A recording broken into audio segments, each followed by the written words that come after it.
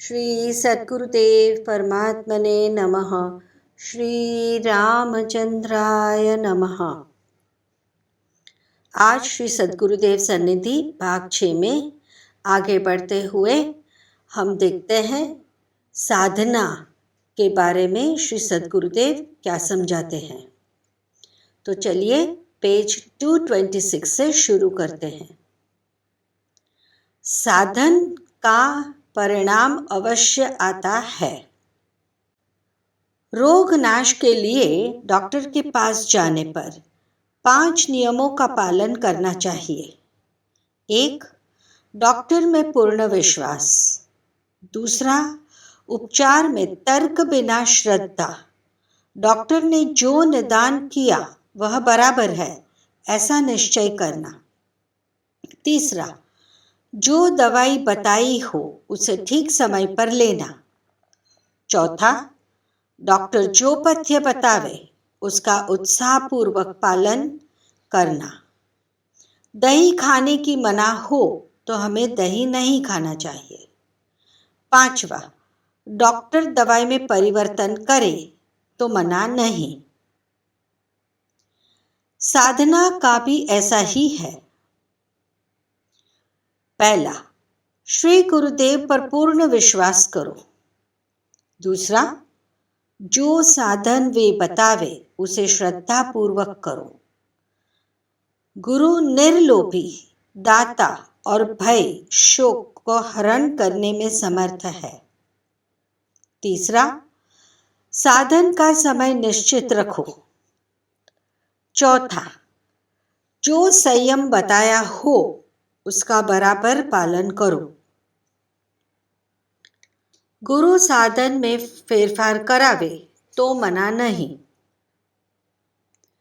सांगोपांग ऐसा ही साधन हम करें फिर भी हम सफल ना हो तो उसके 2 कारण हैं। 1. साधन बताने वाला खुद ही कुछ नहीं जानता होगा, उसका सिर्फ वाणी मात्र का साधन होगा। 2. या फिर हमारी साधना में कुछ गलती हुई होगी। हमारा मार्गदर्शन ठीक हो, क्रियाएं ठीक हो, शास्त्र पुराण सत्य हो और हमने सोच समझ कर साधन किया हो तो हम अवश्य सफल होते हैं। मैं जिस समय शरणागति में गया, यानी श्री पतित पावन जी भगवान की शरणागति में, तब मुझे देखकर वे बोले कि मैं तेरी राह ही देखता था। उस समय मेरी उम्र 11 वर्ष की थी।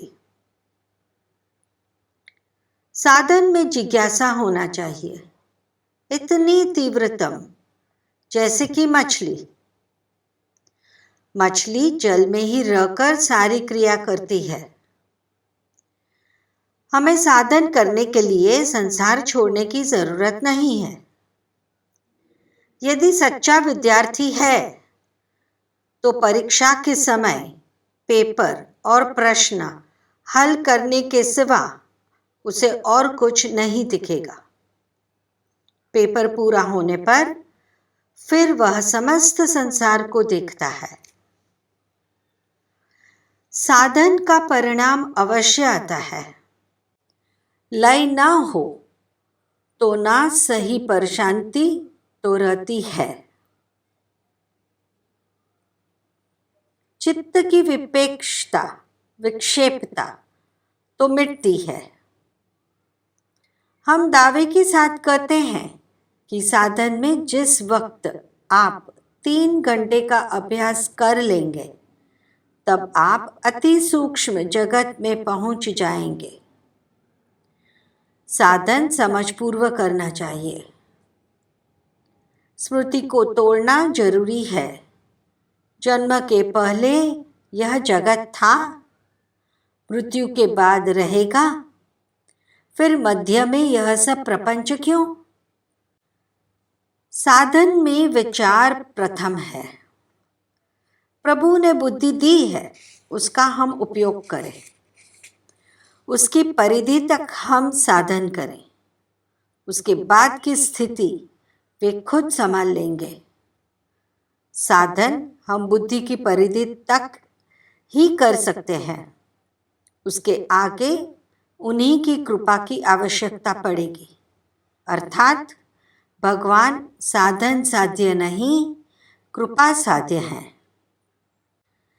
श्री मानस जी कहती है, कृपा साध्य रघुनाथ है, साधन सर्वनिमित्त, गुरु बिन पार न पाइए, बना विहंग चित्त। हमने कभी पेपर ठीक से किया तो क्या नंबर नहीं मिलेंगे? चौकस मिलेंगे। पेज 270। जीवन का यही तो रस है। श्री गुरुदेव कहते हैं, हमेशा भगवत स्मरण करके सोना और उठना भी हरि स्मरण करते करते, खूब आनंद आएगा। हमारी दिनचर्या ऐसी होनी चाहिए कि किसी को भी हमसे उद्वेग, विक्षेप या दुख न हो और हमें अपने साधन में उत्साह बना रहे। मैं तो इतना ही कहूँगा कि भजन और प्रत्यक्ष नारायण की सेवा में ही हमारे जीवन की क्षण क्षण बीते। यह श्रावण मास के कल्पवास से ही हम प्रारंभ कर दें तो कितना उत्तम। जिसका जीवन परहित में खपा हो वही जीवन मानव जीवन है। ऐसा मानवी ही मनुष्य की आकृति में देव है, जिसमें और रखा ही क्या है। जीवन का यही तो रस है, यही तो आनंद है। मैं तो यही चाहता हूँ कि मेरा जन्म इसी आनंद व रस को लेने को खूब होवे। मेरे राम के ये प्रत्यक्ष नारायण की सेवा कभी न छूटे। तेरा धर्म तू ही जान, मैं अपना धर्म बजाता हूँ। मृत्यु लोक को खूब समझकर बार बार मैं आता हूँ। प्राणी एक पानी का बुलबुला है। चल रहे क्षेत्र हैं, क्षेत्रों हो रहा है हक्का। बो रहे हैं गेहूं, लह लहा है मक्का। अब धरती प्रसन्न हो उठी है, प्यास मिट गई ना। इसलिए प्रसन्न आत्मा ही सब कुछ दे सकती है। आज मैं अति प्रसन्न हूँ। सब पूजा के लिए अभी आ जाएं। चलो आओ और हमारी पूजा करो। देखो मैं कितनी प्रसन्नता से पुजारी व पुजारिनों को बुलाता हूँ। बस इतने से ही सब कितने प्रसन्न।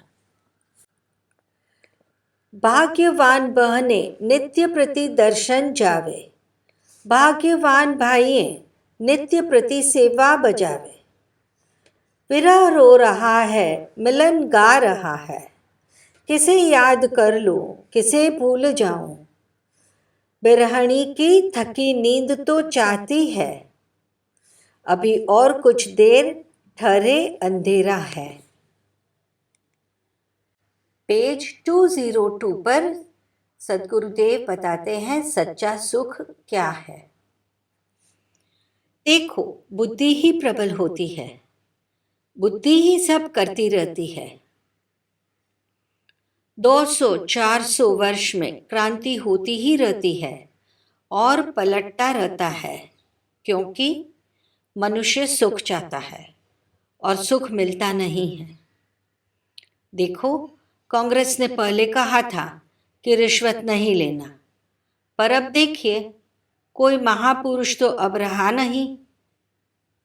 अच्छा तो सब मनुष्य सुख ढूंढता है, पर सच्चा सुख है आत्मसुख। श्री रामानंद जी महाराज महान क्रांतिकारी थे। दया अपनी माला फेर रही है, गीता लिख रही है, इंदु उल्टी माला फेर रही है, सब अपने अपने सुख में है। माला फेरत दिन गए, मिटा न मन का फेर, कर का मन का छोड़ के मन का फेर। माला मन से लड़ पड़ी, तू क्यों छोड़े मोए। मन का मोटा होना, तन का मोटा न चहे, मन का मोटा होए। मन का मोटा किसे कहते हैं, सुनो। अकबर बादशाह एक बार अकबर और बिरबल बैठे थे। एक कारीगर 3 पुतली बनाकर लाया। तीनों बिल्कुल एक सी थी। पूछा, इनकी कीमत क्या है? बोला, एक की कीमत 100 रुपये, दूसरे की 1000 और तीसरी की 10,000 रुपये है। पूछा, ये सब एक सी है, पर इनकी कीमत ऐसी क्यों? वे बोला, यह तो पुतली से ही पूछो, इसका जवाब पुतली ही देगी। सब देख रहे थे। मंत्री ने कहा, मैं देखूं। बादशाह ने कहा, हाँ देखो। बिरबल ने बड़ी गौर से देखा। तीनों पुतली के कान में छेद था। एक पुतली के कान में छेद से लकड़ी डाली, सीधी मुंह से निकल आई। दूसरी के कान में डाली, सीधी दूसरे कान से बाहर निकल आई। तीसरी के कान में डाली, सीधी पेट में पहुंच गई। मंत्री ने कहा, हुजूर, इस तीसरी की कीमत ठीक ही है, क्योंकि 100 रुपया वाली पुतली ऐसी है कि जो बात सुनी और मुंह से निकाल दी। मतलब जो बात सुनी सबसे कह दी। 1000 रुपया वाली पुतली थी, वो एक कान से सुने और दूसरे कान से निकाल दे। सुने हुए पर कुछ न सोचे, न विचारे, कुछ नहीं। इधर सुनी उधर निकल गई। तीसरी तो 10,000 वाली पुतली कैसी है सो बात सुने, सीधी पेट में रखे, किसी को कुछ न कहे। उसकी 10,000 कीमत है, वो सही है। सो देखो, सुनो और पेट में रखो। जरा किसी की बात सुनी और किसी से कही तो 100 रुपया कीमत रहेगी। जो बात सुनो पेट में रखने की कोशिश करो। गुरुजनों के पास यही तो मिलता है। यह गल्प नहीं है, गौर से सोचना। लड़कियों को ज्यादा ध्यान देना है इस पर। कभी भी किसी की बात किसी से मत कहो। एक राजा थे, उनके बड़े बड़े कान थे, इसलिए उन्हें बाल बढ़ा रखे थे। एक ही नाई उनकी हजामत बनाता था। वो मर गया। दूसरा नाई बुलाया, उससे कहा कि देख, किसी से कहना नहीं कि मेरे कान बड़े बड़े हैं। कहा तो फांसी की सजा होगी। वो बोला, मैं नहीं कहूँगा सरकार। अब उसे था बात न कहने का अजीर्ण। वो बाल बनाकर आया तो अब कहे किससे? अब उसका पेट तो फूला। अब पूरे घर में फिरे। घरवाली ने पूछा, क्या बात है? बोला, कुछ नहीं। अब उसने सोचा कि किससे कहूं। जंगल में जाकर सूखी लकड़ियों से कह आऊं। कह आया, राजा के कान बड़े बड़े हैं। अब भाग्यवश वो ही लकड़ी की सितार बनी। वो ही बोलने लगी, राजा के कान बड़े बड़े हैं। भाग्य की बात देखो। सो देखो, जो भी बात सुनो अपने मन में रखो। कभी किसी की बात अच्छी या बुरी किसी से मत कहो, क्योंकि सब फल छोड़ते हैं। तुम यही छोड़ दो, किसी की बात नहीं करना। अगर किसी की साक्षी का भी मौका आए तो कह दो, हमें ध्यान नहीं है। बात करने से कुछ होता नहीं, चरित्र खराब होता है, भेद बढ़ता है, मिलता कुछ नहीं है। पेज 309। श्री गुरुजी समझाते हैं, तुम चाहोगे तब निर्मल हो पाओगे। ममा हृदय भवन प्रभु तोरा, तहाँ आई बसे बहु चोरा। अति प्रबल करही बल जोरा, मान ही नहीं विनय निहोरा।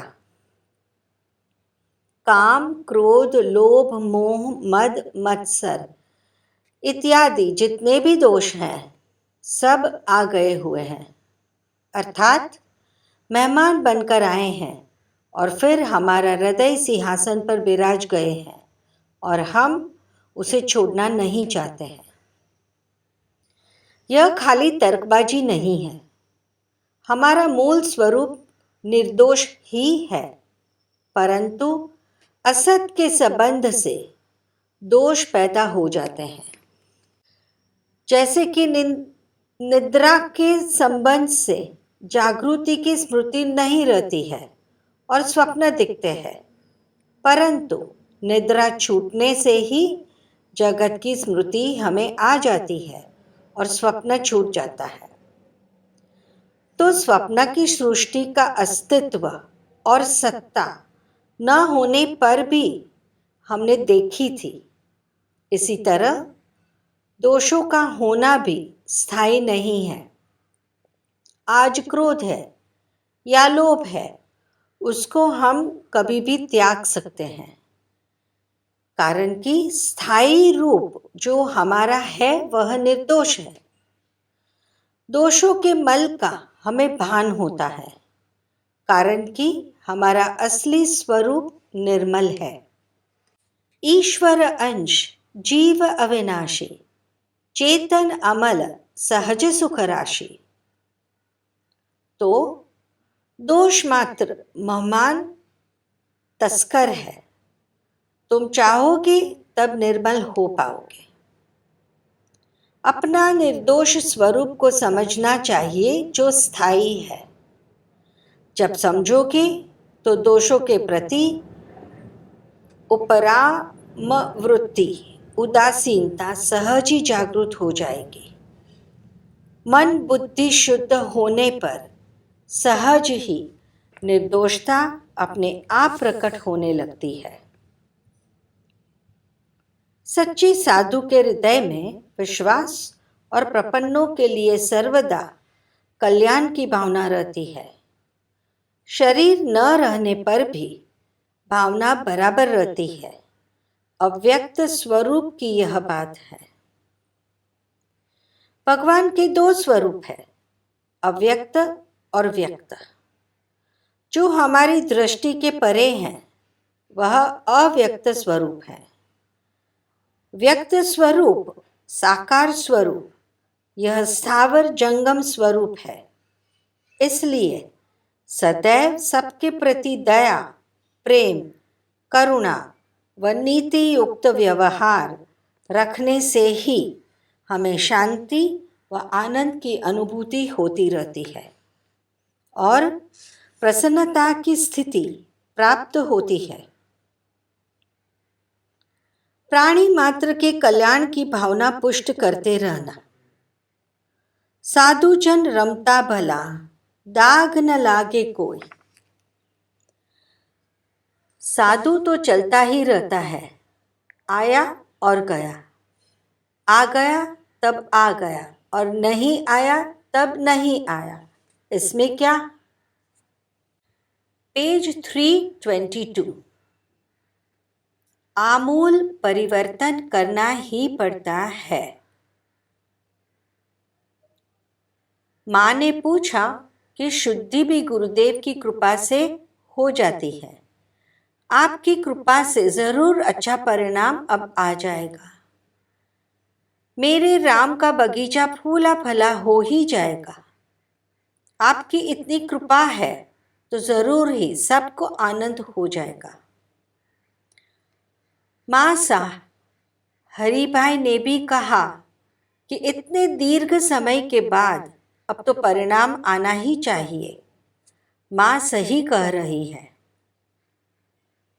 तब श्री गुरुदेव ने जवाब दिया, मुझे तो ऐसा कुछ दिखता नहीं है माँ, क्या करूं, क्या कहूं। मन निराशा युक्त है। सत्व गुण और तमोगुण का भी विवेक ज्ञान अभी तो हम में उदय नहीं होता है। तमोगुण रजोगुण से ऊपर ही नहीं उठते हैं। हम तो अभी कैसे पूरा पड़े। बिना सात्विकता के विवेक, भक्ति, प्रेम, ज्ञान कुछ भी स्थायी नहीं हो सकता है। कोलू के बेल की भांति हम तो खीली यानी कीले से संबंध रहकर ही अहरनिश चक्कर काटते रहते हैं। आंखों पर की पट्टी ज्यों ही त्यों ही है। यह बात सत्य है कि गुरुदेव स्वभाव में और कार्य में मोड़ दे सकते हैं, परिवर्तन ला सकते हैं, किंतु यह मोड़ योग्य पात्र में ही स्थायी रूप से ठहर सकता है। गुरु के उपदेशों का, वचनों का स्थायी निवास सुपात्र शिष्य में ही होता है। हरिभाई जैसे में जिसका यही मुद्रा लेख है, जिसकी यही जीवन साधना है कि सब बराबर है। अब हरिभाई को कोई भी दशा में, कोई भी परिस्थिति में प्रतिकूलता ही नहीं महसूस होती है, तो वह तो हर बात में बराबर है। यह सहज स्वभाव से ही मान लेते हैं और जो मानते हैं वो ही कह देते हैं कि बराबर है। अंदर बाहर एक रूप में बाहर बराबर है, वही बराबर होता है। शाब्दिक बराबर रहे तो पाखंड दंभ है। ऐसा ही हाल रहता है मेरे सानिध्य में। जो वास्तव में आत्मिक साधना का जिज्ञासु है, जीवन साधना करना चाहता है, वह तो अपनी आत्मीयता को मानवता के कण कण में विलीन कर ही देता है और उसके अंतःकरण में गुरु के उपदेशों का स्थायी प्रभाव निवास करता है और उसका निश्चित ही स्थायी परिवर्तन हो ही जाता है और दिव्यता के उच्चतम शिखर तक पहुंच जाता है। गुरु इसलिए ही किए जाते हैं, परंतु हम गुरु इसलिए करते हैं कि गुरुजी की रोज रोटी पकाते रहे, गुरुजी के चरण रोज दबाते रहे, पर वे कहे सो नहीं करे, सो आचरण में न लावे। सच में ही आत्मोन्नति करनी चाहते हैं तो जीवन व्यवहारों में, हर कार्य के व्यवहारों में भी आमूल परिवर्तन करना ही पड़ता है। जैसे के तैसे ही बने रहो और गुरुजी कृपा कर देंगे, यह मानते रहो तो कभी कुछ होने वाला नहीं है। पेज 325। श्री गुरुदेव कहते हैं, आवरण रहित सत्य प्राप्त करना वो ही भक्त जीवन है। ईशावास्य उपनिषद 15 श्लोक कहते हैं, हिरण्यम ये न पात्रेण सत्यस्यापिहितं मुखम पूषणम पावृणु सत्य धर्माय दृष्टये। अर्थ, उपासक प्रार्थना करता है कि हे जगत पोषक, सत्य स्वरूप, अमृत स्वरूप ब्रह्म, परमात्मन, सत्यता, सदाचरण आदि जो आध्यात्मिक मूल्यों हैं, वे आपकी प्राप्ति के द्वार मुख हैं। वह हिरण्यमय पात्र से यानी संसार की चकाचौंध विविध ऐषणाएं, भोग आदि मोह जाल से ढका हुआ है। इसे आप हटा दो कि मैं सत्यपरायण आपके दर्शन कर सकूं। ईशावास्य में कहा है कि सत्य के पर बहुत से आवरण हैं। आवरणों हटाए जाए तभी आवरण रहित सत्य प्राप्त हो सकता है। आवरण रहित सत्य प्राप्त करना वो ही भक्त जीवन है, ज्ञानी जीवन है। वो सत्य ही पूर्ण है, प्रेम है। सत्य प्राप्त करते ही हम सत्य रूप बन जाते हैं। यदि सत्य दर्शन की जिज्ञासा सही में है तो सत्य पर से आवरण हटाने का निश्चय करो। अंतकरण को अहंकार रहित करने की साधना शुरू करो। यदि तो यह सच्ची साधना शुरू करोगे तो भगवान तो महान करुणा सागर है। वे खुद ही आर्द्र हो उठेंगे और मार्ग में ही तुमको सामने मिल जाएंगे और तुम्हारा हाथ पकड़कर बराबर पार करा देंगे। कभी तुम में से किसी ने तो देखा होगा, बगीचे में घास में हरे रंग के ही घास सरीके ही हाथ पैर वाला कीड़ा होता है। एक प्रकार का कीटक, खड़मांकड़, तीती घोड़ा। जब वह चलता है तो कैसा चलता है? आगे का पैर आगे का आधार पकड़ लेता है, तब उस आधार पर खड़ा रहकर दूसरा पैर उठाकर और आगे बढ़ता है और आधार प्राप्त करता जाता है और आगे चलता रहता है। ठीक इसी प्रकार तुम एक कदम उठाओगे भगवान के मार्ग पर अग्रसर होने का, तो भगवान खुद ही तुम्हारे दूसरे कदम का आधार बनने को दौड़ के आते हैं। पहले हमको एक कदम उठाना भर है, बस। बाकी तो तुम्हारा परिश्रम दिखते ही तुम्हारी सहायता करने खुद ही सामने से दौड़ते आएंगे तुम्हारे निकट।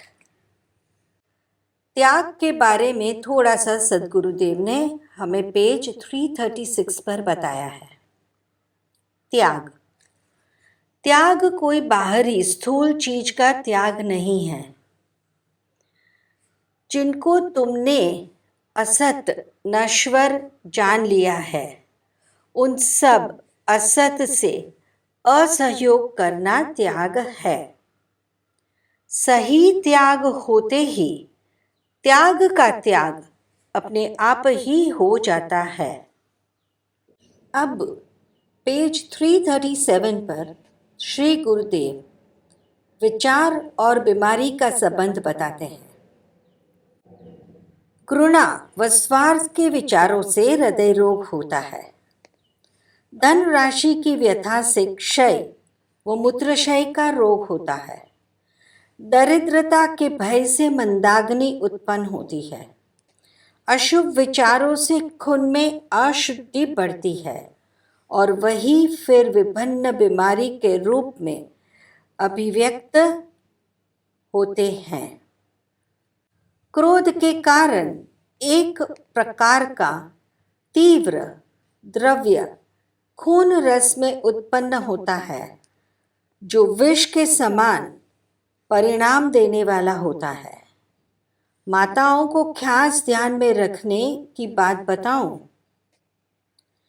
माताएं जब क्रोधवश में, गुस्सा में बच्चों को स्तनपान कराती है, तब बच्चे बीमार हो जाते हैं। लोभ व कृपणता के कारण ब्लड प्रेशर की शिकायत होती है। अपने विचार हमेशा उन्नत रखो। शुभ विचार ही उन्नत होते हैं और उन्नत विचारों की एक अनुपम शक्ति होती है। ऊपर कहे हुए रोगों के उत्थान करने वाली वृत्तियां अशुभ विचारों के कारण बनती रहती है। इसलिए विचार शक्ति अत्यंत शिथिल कम हो जाती है और तब बीमारियां हम पर कब्जा कर लेती हैं। लोभ, भय, चिंता, कृपणता इत्यादि वृत्तियों के वेग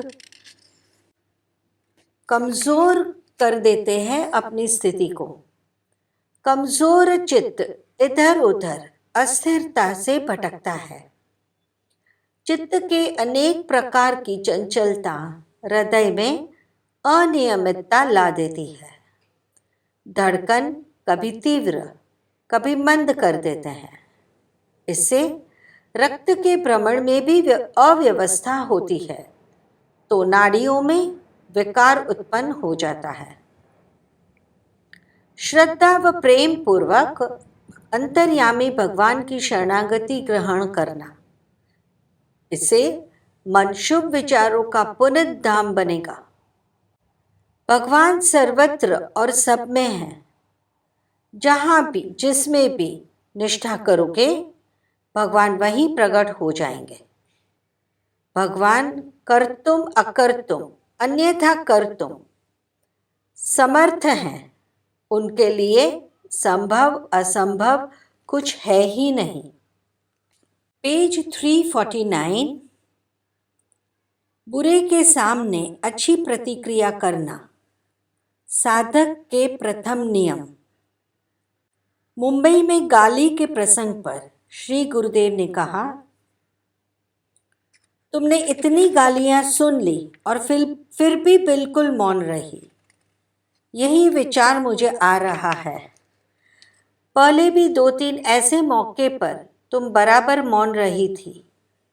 यह भगवान की कृपा है तुम पर कमू। यह मामूली बात नहीं है हो। सुनो और खूब समझना। इस संसार में कैसा अनंत अनादि खेल चल रहा है। कोई गाली देने वालों से पूछा जाए कि क्यों गाली देता है, वह कहेगा, उसने मुझे गाली दी तो मैंने भी उसे गाली सुना दी।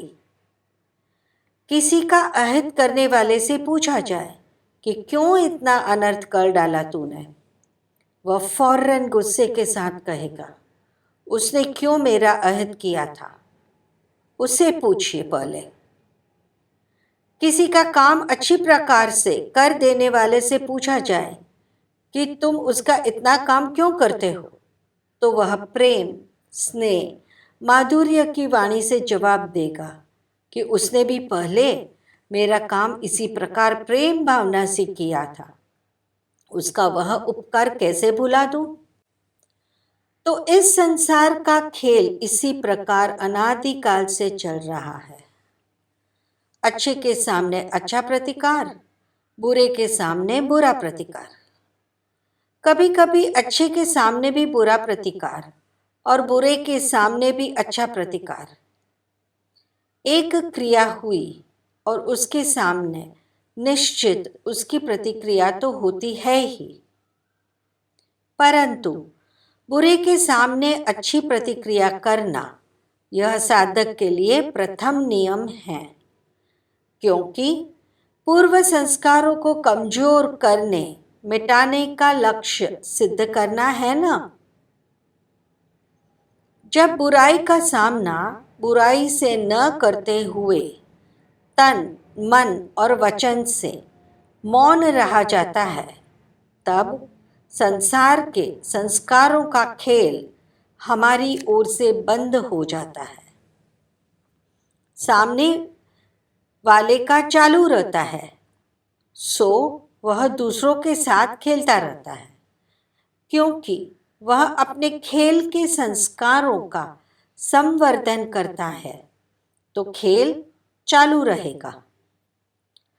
संसार में बहुधा लोग जीवन काल का महद अंश केवल प्रतिक्रिया में व्यर्थ बिताते हैं।